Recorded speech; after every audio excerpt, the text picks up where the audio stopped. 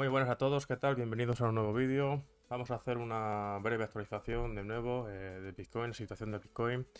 Repasaremos un poco los escenarios ya planteados para que tengamos el contexto claro, para que sepamos dónde estamos, como siempre, bajo metodología Wyckoff, qué esperar.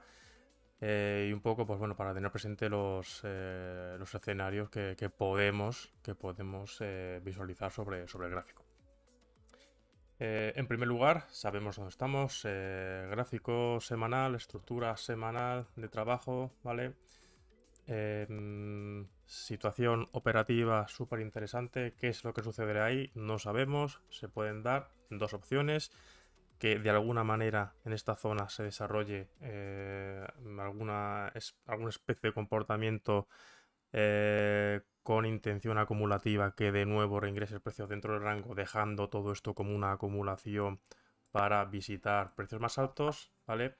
O que por el contrario, planteamiento a la inversa, que se trate de una estructura distributiva, que se trate de una ruptura efectiva, que nos deja un comportamiento de consolidación que nos informe, que nos sugiera que este movimiento de ruptura bajista está siendo aceptado, que es un movimiento genuino, que hay armonía en el movimiento y bajo esa hipótesis veremos precios más bajos confirmando el esquema como distributivo. Podríamos comentar alguna opción un poco más compleja, ¿vale? Como podría ser que suceda algo así y que luego continúe, ¿vale? Pero de momento esa no la vamos a tratar por ser las otras dos las que tienen más posibilidades de suceder, ¿no? Entonces, como siempre digo, como siempre comenté, aquí no se trata de haces un flecha para arriba, flecha para abajo y seguro que aciertas, no, se trata de evaluar en el momento presente qué es lo que está haciendo el mercado y en base a eso lanzar hipótesis y ver qué es más probable que suceda a continuación. Vale, entonces clave va a ser el comportamiento que sucede aquí. Lo analizaremos al interior de la estructura, analizaremos esas huellas que precio y volumen nos deja sobre el gráfico.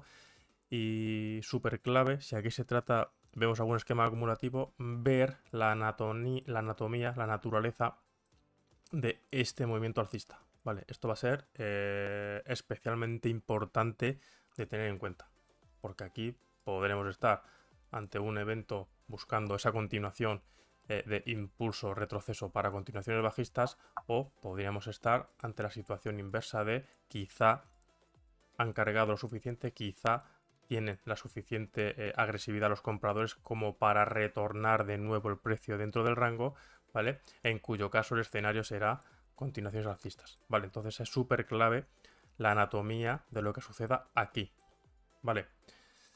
Ya comentamos en vídeos pasados que ese comportamiento en caso de que lo dé, ese comportamiento de giro, es que algún tipo de esquema acumulativo lo puede dar de diversas maneras, tanto esquemas rápidos como lentos, ¿vale? Esquemas lentos son los que trabajamos bajo metodología Wyckoff. Y vamos a ver, vamos a dejar que el precio continúe desarrollando, vamos a bajar de marco temporal para ver qué es lo que sucede aquí, qué es lo que podemos empezar a analizar aquí. Voy a compartir una captura de el Discord que, bueno, pues os recomiendo que entréis al servidor, ya que se comparte pues, información bastante interesante de manera continua todos los días. Estamos actualizando gráficos cuando podemos y hacemos un seguimiento bastante activo, en este caso, tanto de Bitcoin principalmente como así como de otros activos, ¿vale? Me parece interesante estos dos últimos comentarios que señalo aquí, ¿vale? En este momento en el que Bitcoin gráfico de 2 horas se encontraba desarrollando este tipo de esquema, ya planteamos la posibilidad de, ojo, que puede pasar dos cosas, ¿vale? Siempre es importante trabajar con diversos escenarios y que sea el mercado el que nos confirme si estamos ante uno u otro, ¿vale? En esta situación, ¿ante qué podemos estar? Ante el escenario de trabajar la estructura, ¿vale? Que todos entendemos por metodología Wyckoff, que este movimiento sea un selling climax, que este movimiento sea el AR, que todo esto sea una parada preliminar y que a partir de aquí, tiremos los extremos, ¿vale? Y empecemos a trabajar esa posible estructura, ¿vale? Planteamiento número 1. Planteamiento número 2 era que haya cierta urgencia si se trata de un esquema rápido. ¿Vale? En ese caso, ¿qué es lo que estamos trabajando? Vale, pues tiramos un perfil de volumen y empezamos a ver si el precio, ¿vale? Si los compradores tienen la capacidad suficiente en primer lugar de posicionarse por encima, ¿vale?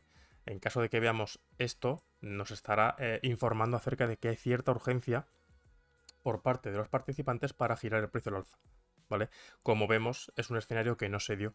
Es un escenario que, vale, podemos tirar el perfil, podemos empezar a tratar todo esto como una misma rotación, ¿vale? Porque han empezado a intervenir tanto vendedores como compradores, ¿vale? Lo que produce esa rotación, pero vamos a ver qué desarrollo continúa, ¿vale? Debe ser el mercado, como siempre digo, el que nos confirme cualquiera de los escenarios que planteemos.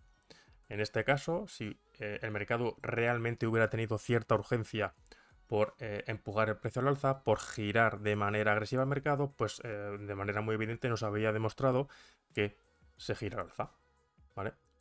¿Por qué no lo ha hecho? Pues porque todavía hay participantes, la mitad al menos de los que están operando en el mercado que consideran que todavía sigue siendo buena zona para vender. Vale, por eso se produce la rotación, porque hay algunos operadores que consideran que es buena zona para comprar y que hay otros que consideran que es buena zona para vender. ¿Hacia dónde se dirigirá el precio en el futuro? No lo sabemos.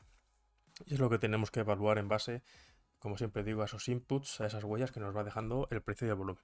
Vale, entonces, desechada la idea de la urgencia, ¿vale? Porque este esquema tipo rápido, en el que a lo mejor de una llegada climas y de ahí nos vamos para arriba, donde toda la acumulación se produce en uno o en dos movimientos, en este caso aquí y aquí, o mejor dicho, aquí y aquí, ¿vale? Por el volumen que vemos en estos dos movimientos, la acumulación se desarrolla en esa configuración del mercado y a partir de ahí sube. Desechada esa posibilidad, porque como vemos el mercado no ha tenido continuación alcista, empezamos a ver. Y la primera huella de esto es que todavía hay vendedores que están dispuestos a seguir vendiendo.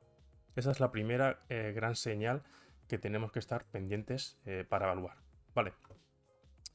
Entonces nos vamos de nuevo al gráfico, que aquí lo tenemos, y empezamos a ver, pues, vale, pues si esta es la estructura de trabajo que vamos a estar pues analizando, ¿qué es lo que podemos empezar a ver? Bueno, pues vemos todo ese volumen, en primer lugar, que de nuevo actuaría como la primera parada, el primer planteamiento por parte de los compradores que dicen, vale, esto está cayendo, pero me parece que ya está lo suficientemente bajo como para que algunos de ellos empiecen a considerar interesante comprar, ¿vale? De ahí que se desarrolla este AR de manera bastante evidente, ¿vale? A partir de ahí, huella interesante que denotaría fortaleza alcista. Bueno, podemos considerar este movimiento como el TES, ¿vale? El AR y el TES, ¿vale? Que delimitaría esa fase A que para el movimiento tendencial bajista y que da inicio a un movimiento lateral, ¿vale? Entonces, ese TES que se quede en la parte media alta de la estructura, de esta estructura de trabajo, pues es una primera huella que podríamos tenerla como en cuenta a la hora de favorecer de alguna manera, pues bueno, un input a favor de los compradores, ¿vale? Un test a la parte alta de la estructura, si bien es cierto que ya sabemos las connotaciones negativas que puede tener una sacudida, hay que ver cómo desarrolla finalmente esa sacudida. Esto puede ser un movimiento que denote fortaleza o debilidad dependiendo de lo que haga el mercado posteriormente, ¿vale? Dependiendo de lo que haga el mercado posteriormente. Huellas a favor de los compradores. Bueno, pues estamos empezando a ver una reducción en el volumen, ¿vale? En el volumen agregado a nivel general dentro del desarrollo de la estructura está sufriendo una variación, una disminución, lo que nos puede llevar a pensar que, bueno, que se está absorbiendo de manera continua el stock, ¿vale? Es una característica, ¿no? Como ya todos sabemos de los esquemas acumulativos, que nos sugiere que, bueno, que cada vez hay menos interés, en este caso, a vender, ¿vale? Entonces, como siempre digo, habrá que confirmar dichas huellas con la posterior acción del precio. Simplemente se tratan de señales, ¿vale? De señales de huellas, de inputs que podemos o no tener en cuenta. Ahí están, ¿vale? Huellas a favor de los vendedores o que denotan cierta debilidad del mercado. Bueno, pues tenemos aquí un movimiento que acompañado por volumen que no parece pues muy bueno, ¿no? Para los intereses alcistas desde el punto de vista de parece que nos deja un mechazo ahí, parece que además venía de una gran vela de fortaleza que la va a devolver entera, se ha vendido, ¿no? O sea, podemos llegar a la determinación de que en toda esta zona, que además ese mechazo va a confluir a la zona del BIPOC de la estructura, ha provocado luego un giro, ¿vale? Tenemos un giro prácticamente nube. Podemos llegar a la conclusión de que se ha vendido, ¿vale? Entonces, bueno, pues una huella muy interesante que es la huella del más corto plazo, ¿vale? Que deberíamos tener en cuenta y a partir de ahí, pues bueno, estamos en fase B, ¿vale? Estamos en fase B. El contexto de fase B es que podemos visitar tanto el extremo superior como el extremo inferior, ¿vale? Y que ya comenzamos a estar pendientes, estar a la búsqueda de ese evento de test en fase C, ¿vale?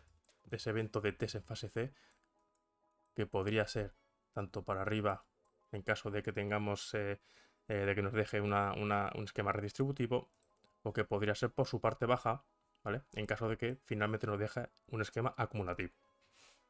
Ese es el contexto. Ahora mismo, en el corto plazo, gráfico de 4 horas, esta es la estructura de trabajo, ¿vale? Que nos ha confirmado el mercado, desechando la posibilidad de, como digo, como comenté al principio del vídeo, de esa urgencia por parte del mercado para girar el precio de manera violenta. Esta es la estructura de trabajo. Hemos tenido la parada del movimiento y ya estamos en un contexto diferente del mercado. Estamos en lateralización. Hay algunas pequeñas huellas que nos sugieren pues fortaleza, ¿no? Como son este test aquí y este test aquí. Hay algunas otras huellas que nos sugieren debilidad, como es ese comportamiento, esa acción del mercado provocando ese giro nube, acompañado además por volumen. Pues bueno, creo que es demasiado pronto como para sacar conclusiones de hacia dónde es más probable que se dirija el precio, y lo más sensato pues sería esperar, ¿no? Esperar al precio en los extremos del rango. Si queréis poner algunas alarmas de alguna manera para que en caso de que las toque estaremos pendientes de ver qué sucede, ¿vale? De si estamos ante este evento de TSC, sacudidas, sacudidas, para pues con eso empezar a plantear otros escenarios. Ya veremos en qué sentido, ¿vale? Estos escenarios de sacudida a extremos de rango son los básicos y los principales que vamos a estar esperando en cualquier circunstancia, ¿no? Evidentemente sabemos que tenemos unos escenarios alternativos de también teniendo en cuenta esas potenciales sacudidas, esos potenciales eventos de test en fase C, pero que sean al interior del rango, ¿no?